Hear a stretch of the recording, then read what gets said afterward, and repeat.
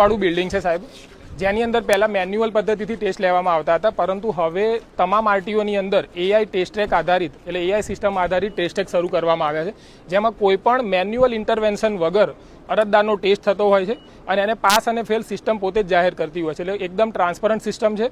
AI test track છે, જેની અંદર આ આખી ટેસ્ટની પ્રોસિજર મેન્શન છે. સૌપ્રથમ અરજદાર એપોઇન્ટમેન્ટ લઈને અહીંયા આગળ આવશે. એના પછી જે દિવસે એપોઇન્ટમેન્ટ હોય એ દિવસે આરટીઓ કચેરી અને એના પછી વેઇટિંગ એરિયામાં અમે એને બેસાડીએ છીએ. એના પછી રજિસ્ટ્રેશન થશે ત્યાં સામેના રજિસ્ટ્રેશન રૂમમાં. એના પછી અહીંયા આગળ એક વિડીયો છે કે કેવી રીતના એને ડ્રાઇવિંગ ટેસ્ટ આપવો એની તમામ સમજ આ વિડીયોની અંદર આપવામાં આવે છે.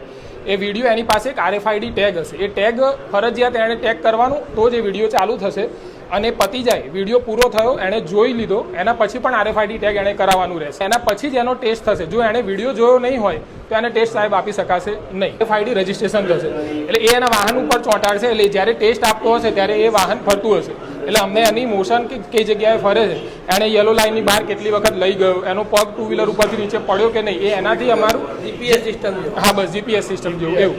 હા, ટોટલ 4 પ્રકારના આની અંદર સાહેબ ટેસ્ટ છે. બરાબર, સૌ પ્રથમ પેરેલલ પાર્કિંગ છે. બરાબર, એના પછી સ્લોપ ઉપર લઈ જવાનું છે, ઢાળ ઉપરનો એક ટેસ્ટ છે, પછી એક ઇંગ્લિશ 8 છે. બરાબર, અને એના પછી રિવર્સ એસ પ્રકારનો ટેસ્ટ છે અને દરેક માટેની ટાઈમ લિમિટ ફિક્સ છે.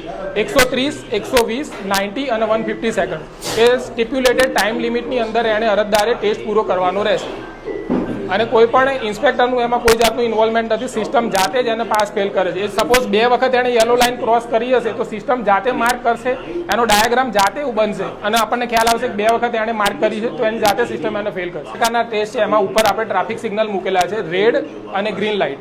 એટલે અરજદારે જ્યારે ગ્રીન લાઇટ થાય ત્યારે જ આગળ જવાનું છે, પછી પાછું અટકી જવાનું છે. ફરી પાછી રેડ હશે એટલે અટકી જવાનું, ગ્રીન થશે એટલે ફરી પાછું આગળના નેક્સ્ટ સ્ટેજ માટે એને આગળ વધવાનું રહેશે.